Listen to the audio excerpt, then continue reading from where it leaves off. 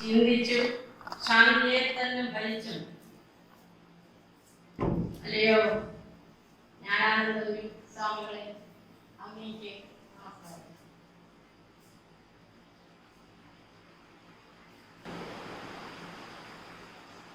വളരെ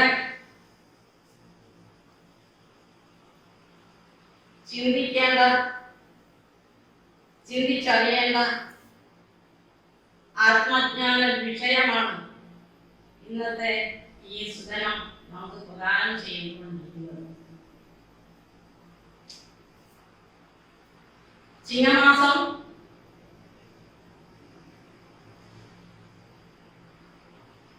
മൂന്ന് തിരുവേദികളുടെ തിരുവുത്സവമായി ഈ ധർമാനന്ദ സേവാശ്രമം വിരാജിക്കുന്നു. വളരെ അത്ഭുതം എന്ന് പറയട്ടെ, ആ പരമസത്യത്തിന്റെ നേർക്കാഴ്ച നമുക്ക് അനുഭവിക്കാൻ അവസരം തരികയാണ്. ഇങ്ങനെ ചിന്തിച്ചു പോകുമ്പോൾ എന്റെ മനസ്സിൽ തോന്നുന്ന ചില കാര്യങ്ങൾ, അല്ലെങ്കിൽ തോന്നിക്കൊണ്ടിരിക്കുന്ന, ഇവിടെ ഇരുന്നപ്പോൾ തോന്നിക്കൊണ്ടിരിക്കുന്ന ചില കാര്യങ്ങൾ ഓരോ പടിപടിയായി അങ്ങനെ പോകുന്ന ഒരു കാഴ്ച. അതായത് നമുക്കിപ്പോൾ പ്രത്യക്ഷത്തിൽ ജ്ഞാനാനന്ദ ഗുരുദേവൻ, അങ്ങനെ മുന്നോട്ട് പോകുമ്പോൾ ധർമാനന്ദ ഗുരുദേവൻ, പിന്നെയും മുകളിലോട്ട് പോകുമ്പോൾ ശ്രീനാരായണ ഗുരുദേവൻ, പിന്നെയും അങ്ങോട്ട് പോകുമ്പോൾ ഗുരു സാക്ഷാ പരബ്രഹ്മം. ആ പരബ്രഹ്മത്തിലേക്ക് ഒരു ശിഷ്യൻ ഉപാസകനായി ഉപാസ്യ ദേവനിലേക്ക് അന്തർലീനനായിരിക്കുകയാണ്. എന്താണ് ഈ ഉപാസന? അതറിയണ്ടേ? അതാണ് ഇവിടെ നിന്നും നിത്യവും നമുക്ക് കിട്ടിക്കൊണ്ടിരിക്കുന്നത്. എന്താണ് ഉപാസന? ഉപാസനയ്ക്കുള്ള സവിശേഷത ഒരു വ്യക്തിയിൽ എങ്ങനെയൊക്കെ എന്തൊക്കെ ആയിരിക്കണം എന്നൊക്കെ നമുക്ക് ഇവിടെ നിത്യവും ക്ലാസ് കിട്ടുന്നുണ്ട്. അത് തന്നെ മഹാഭാഗ്യം. ഉപാസന ദൃഢമായ ധ്യാനത്തിൽ കൂടി മാത്രമേ ഉപാസനയിൽ പ്രജ്വലിക്കാൻ പറ്റൂ. ഒരു ഉപാസ്യൻ, ഒരു ഉപാസകൻ ഉപാസ്യ ദേവനിലോട്ട് ലയിച്ചു ചേരണമെങ്കിൽ, അല്ലെങ്കിൽ യോജിച്ച് നിൽക്കണമെങ്കിൽ, ആരാ യോജിച്ച് നിൽക്കുന്നത്? യോജിച്ച് നിൽക്കുന്നത് ആരാ? നമ്മുടെ വ്യക്തിശരീരമാണോ? അല്ലല്ലോ, മനസ്സ്. അമ്മ ഇവിടെ പറഞ്ഞു, മനസ്സ് സദാ സ്വാമിജിയുടെ മനസ്സ് സ്വാമിജിയുടെ ഗുരുവിൽ ചേർന്ന്, അതിനാണ് യോഗ എന്ന് പറയുന്നത്. യോഗയിൽ കൂടി മാത്രമേ ഒരു ഉപാസകൻ ഉപാസ്യ ദേവനിൽ എത്തിച്ചേരാൻ പറ്റൂ. വേറൊരു വഴിയുമില്ല. അതിന് ചില ഘടകങ്ങളൊക്കെ ഉണ്ട്. ആ ഘടകങ്ങൾ നമുക്ക് ഇവിടെ നിന്ന് കിട്ടുന്നുണ്ട്. ഇവിടെ നിന്ന് ആദ്യമായി കിട്ടിക്കൊണ്ടിരിക്കുന്ന ഒന്നാമത്തെ ഒരു ഘടകം എന്ന് പറയുന്നത് നാമജപമാണ്. ഈ നാമജപം കൊണ്ട് നമുക്ക് ആത്മബലം വർദ്ധിക്കും. അല്ലാതെ വഴിയില്ല. ഈ ആത്മാവിന് ബലം കിട്ടണം. ആ ആത്മബലം വർദ്ധിക്കണമെങ്കിൽ അതിനുള്ള ഉപാധി എന്ന് പറയുന്നത് നാമജപമാണ്.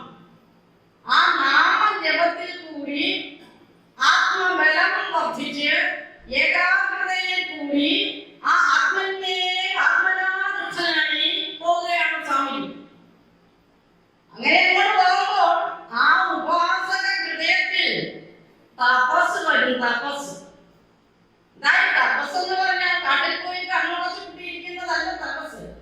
തപസ്സിന് ചില കൃത്യ നിർവഹണങ്ങൾ, നമ്മുടെ ജീവിതത്തിൽ ചില കൃത്യമായിട്ടുള്ള നിർവഹണം ഉണ്ടാകണം എന്ന് പ്രതിജ്ഞ ചെയ്ത് നടത്തുന്നതാണ് തപസ്. ഞാൻ അവിടെ ഇത്ര മണിക്ക് എഴുന്നേൽക്കും, ഇത്ര മണിക്കൂർ ശരീരശുദ്ധി എടുക്കും, ഞാൻ എന്റെ കർമ്മശുദ്ധി എല്ലാം പഠിക്കും. ഇങ്ങനെ നമ്മുടെ കൃത്യ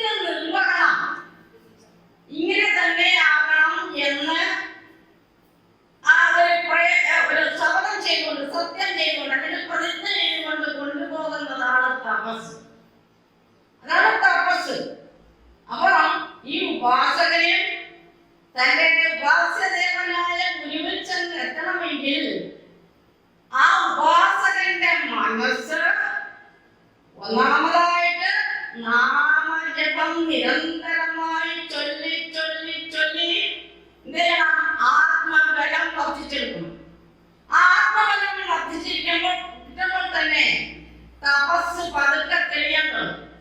തപസ് എന്ന് പറയുന്നത് ഏകാഗ്രതയോടുകൂടി ഏകാന്തനായിട്ട് ഞാൻ എന്റെ ജീവിതത്തിൽ ഇന്ന ഇന്ന കർമ്മങ്ങൾ തീർച്ചയായിട്ടും ആ കൃത്യ നിർവഹണമൊന്നും തെറ്റിക്കാതെ പാഴാക്കാതെ ശ്രദ്ധാപൂർവം ഞാൻ ചെയ്യും എന്ന് പ്രതിജ്ഞയെടുത്ത് ജീവിക്കുന്ന ജീവിതമാണ് തപസ്. അതാണ് തപസ്. അപ്പൊ ആത്മബലം വർദ്ധിപ്പിക്കുന്നതിന് എല്ലാം ഇവിടെ നടന്നുകൊണ്ടിരിക്കുന്ന കാര്യങ്ങളാണ്. ഇവിടെ പ്രധാനുഷ്ഠാനമുണ്ട്. ആ പ്രധാനുഷ്ഠാനമാണ് തപസ്. അതാണ് കൃത്യനിർവഹണം ശരിയായി നടത്തുമെന്നുള്ള പ്രതിജ്ഞയാണ് പ്രധാനുഷ്ഠാനം. ആ പ്രധാനുഷ്ഠാനത്തിന് പറയുന്ന മറ്റൊരു പേരാണ് തപസ്. അതൊക്കെ നമ്മൾ ഒരിക്കലും പൂർണ്ണതയിലോട്ട് എത്തിക്കാത്തത് കൊണ്ട് നമ്മൾ താപസന്മാരായി പോകാതിരിക്കുന്നതാണ്. അതാണ് സത്യം. അപ്പം ആ ഉപാസകനായിരിക്കുന്ന ശിഷ്യൻ തന്റെ ഉപാസ്യദേവനായ ഗുരുവിൽ എപ്പോഴും നിരന്തരം അതിൽ നിന്നും വ്യതിചലിക്കാതെ ഒട്ടുമേ അകലാതെ അതിൽ തന്നെ യോജിച്ച് ഗുരുവിനോടൊപ്പം സദാ നിൽക്കുക. ആ മനസ്സ്, ശിഷ്യ മനസ്സ് അങ്ങനെ നിൽക്കുമ്പോൾ ആ ഗുരുവിനെ നാമങ്ങൾ കൊണ്ട് സ്തുതിച്ച് ചൊല്ലി ചൊല്ലി ആനന്ദിപ്പിച്ച് ആത്മബലം വർദ്ധിച്ച് ആ തപസ്സിലൂടെ ആ കഠിനമായ ആ കൃത്യ നിർവഹണത്തിലൂടെ അല്ലെങ്കിൽ വൃതാനുഷ്ഠാനത്തിലൂടെ അത് മാത്രം പോരാ.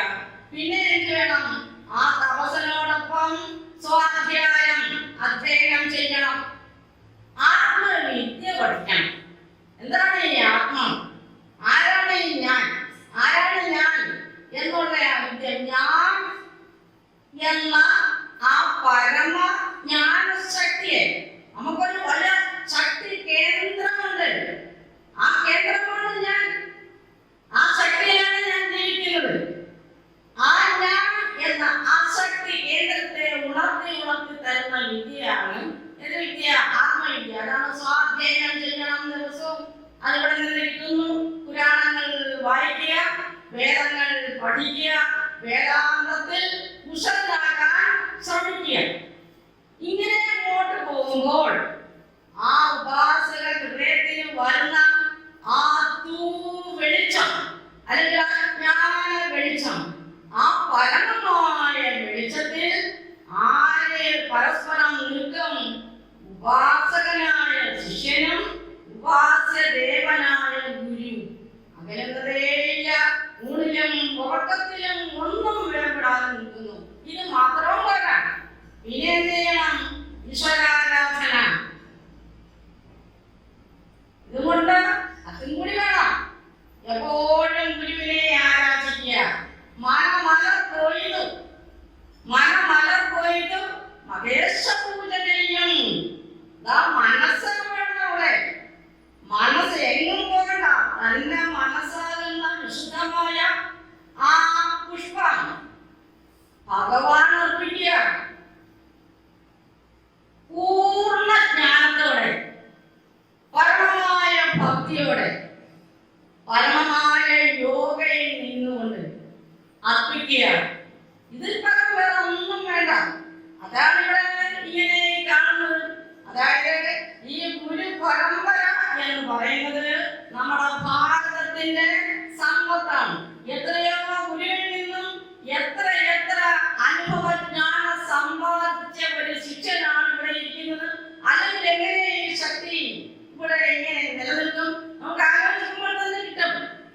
നമ്മൾ ആലോചിച്ച് അതിനെ കുറിച്ച് തന്നെ ആലോചിക്കണം. ഏതാണ് ആ വഴി? എവിടെ നിന്നാണ് അതിന്റെ തുടക്കം? അത്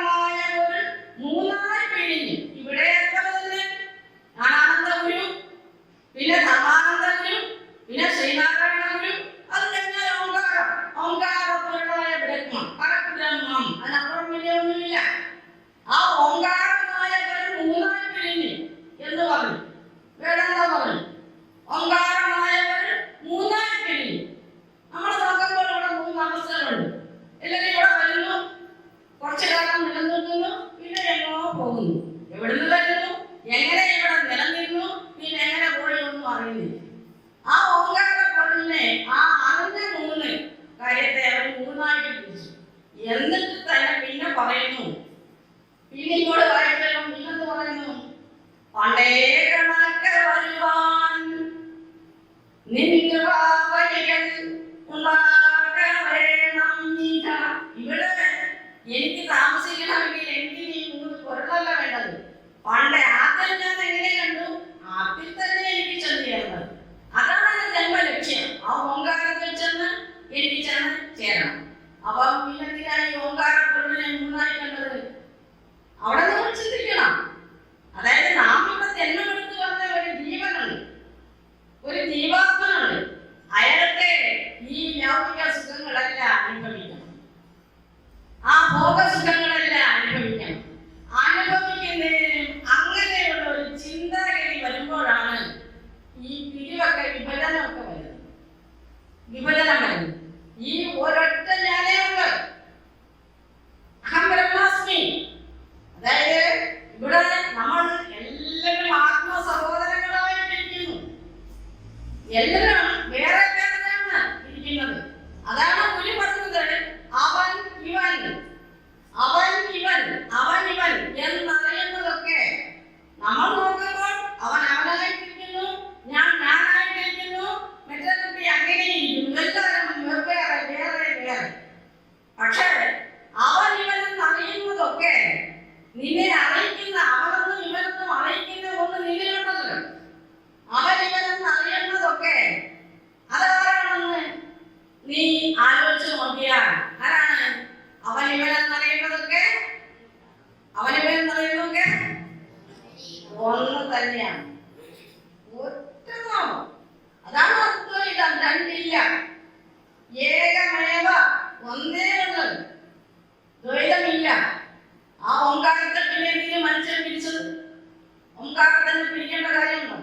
അപ്പം ഈ സുധന, അതായത് ഈ ജയന്തി, ആ ജയന്തി സുധനത്തിൽ നമ്മൾ പ്രധാനമായിട്ടും നമ്മൾ സ്മരിക്കേണ്ടത് ആ ഗുരുക്കന്മാരുടെ പടിപടിയായിട്ടുള്ള കയറ്റം. ആ പടിപടിയായിട്ടുള്ള കയറ്റം ചെന്ന് നിൽക്കുന്ന സമയത്ത് നമുക്ക് തോന്നും, എന്താ തോന്നും? ഈ കയറിപ്പോയ ഗുരുക്കന്മാരും ഈ ശിഷ്യരായ നമ്മളും, ഗുരുവില്ലാതെ ശിഷ്യനില്ല, ശിഷ്യനില്ലാതെ ഗുരുവില്ല. അത്ര പവിത്രമായ പൂരകമാണ്. ഒരുപക്ഷെ ഈ ഭാരതത്തിന്റെ ആർഷ സംസ്കാരം നിലനിൽക്കുന്നത് തന്നെ, ആ ആർഷ സമ്പത്ത് തന്നെ ആരാ? ഗുരു ശിഷ്യ ബന്ധം അല്ലാതൊന്നുമില്ല, ഒന്നുമല്ല. ഗുരു ശിഷ്യ ബന്ധം തന്നെയാണ് ഈ ആർഷഭാരതത്തിന്റെ ഈ അനശ്വരമായ ഈ പൈതൃക സ്വത്തിനെ കാത്തു സൂക്ഷിക്കുന്നത്. അപ്പൊ ആ ഒരു പവിത്രമായ, ആ ഒരു അനശ്വരമായ, ഏറ്റവും വിശുദ്ധമായ ആ ബന്ധത്തെ നമ്മൾ ഏകാന്തതയിൽ ഇരുന്ന് ഇങ്ങനെ ഒന്ന് അയവറക്കി സ്മരിക്കുമ്പോ ആ അറിവിലും ഏറി അറിയുന്ന ഒരാളായിട്ട് നമ്മൾ ഓരോരുത്തരും മാറും.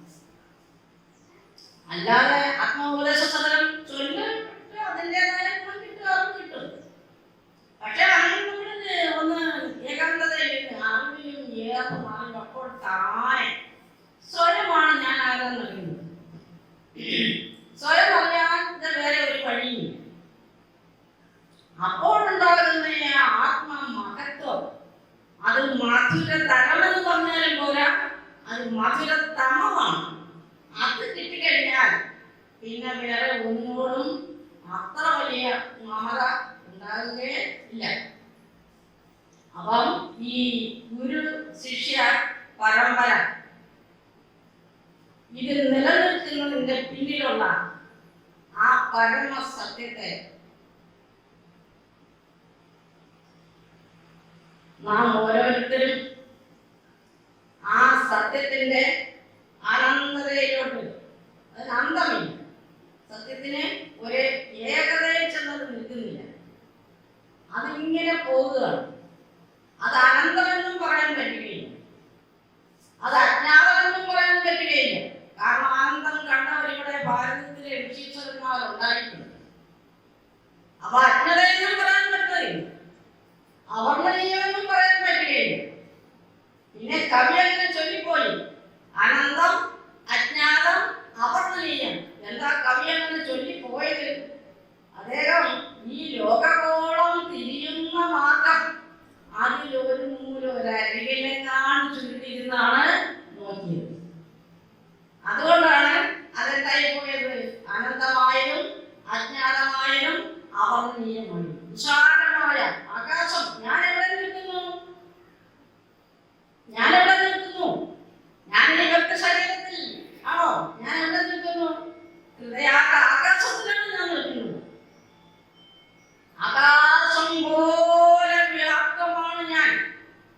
എന്നിൽ മാത്രം ഒതുങ്ങുന്നില്ല. ഞാൻ ആകാശത്തിലാണ് നിൽക്കുന്നത്, ആകാശം എന്നിലുമാണ് നിൽക്കുന്നത്. അതുകൊണ്ടാണ് ഈശാവാസ്യത്തിൽ പറയുന്നത് ഈശാവാസ്യമിദം സർവം. ഈശാവാസ്യമിദം സർവം. ഇതം സർവം, ഈ കാണുന്നത് സകലതും. ജഗത്യാം ജഗത്, ഈ ജഗത്തിൽ കാണുന്ന സകലതിനും ആര് വസിക്കുന്നു? ഈശാവാസ്യം, ഈശ്വരൻ വസിക്കുന്നു. ഒരളവ് കൂടിയിട്ടില്ല, ഒരളവ് കുറഞ്ഞിട്ടില്ല.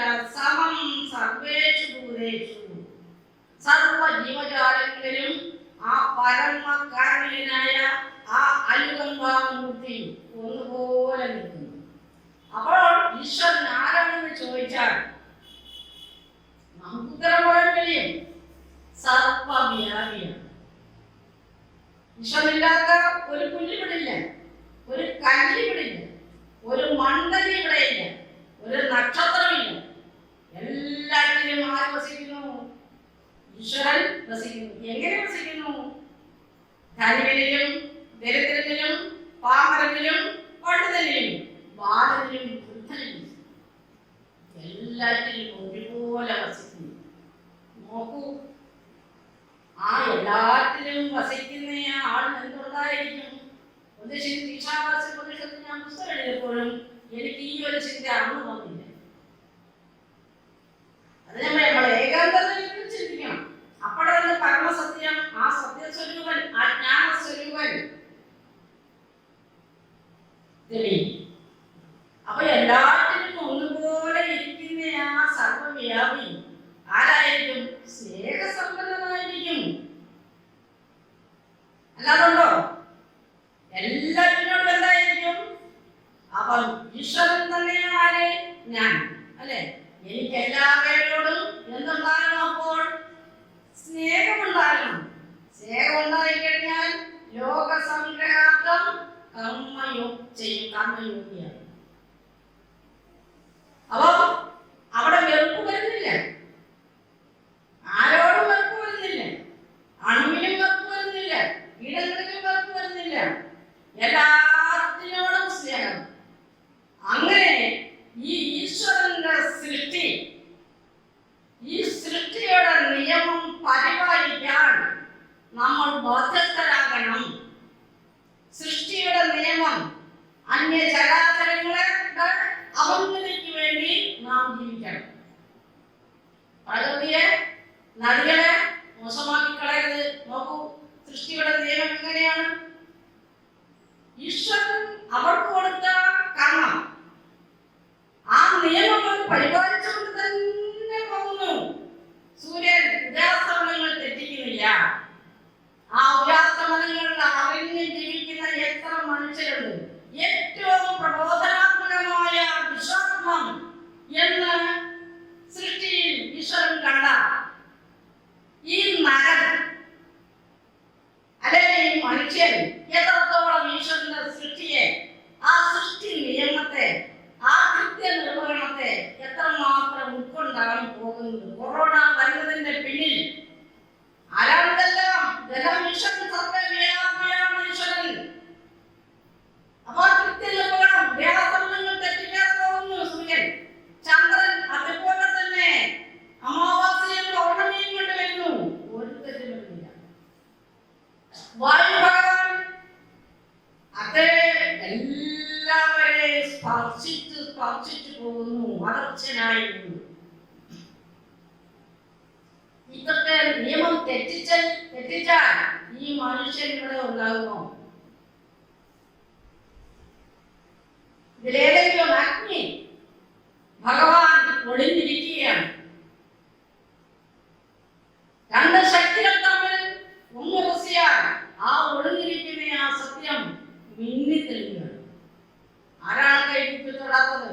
അതുകൊണ്ടാണ് വേദത്തിൽ ആദ്യം ആരെ സ്തുതിച്ചത്? അഗ്നി ഭഗവാനെ സ്തുതിച്ചത്. രണ്ടാമതേ വായുവിനെ സ്തുതിക്കുന്നു. നമുക്ക് വായുവിനെ ജനിക്കാൻ പറ്റുമോ? പക്ഷേ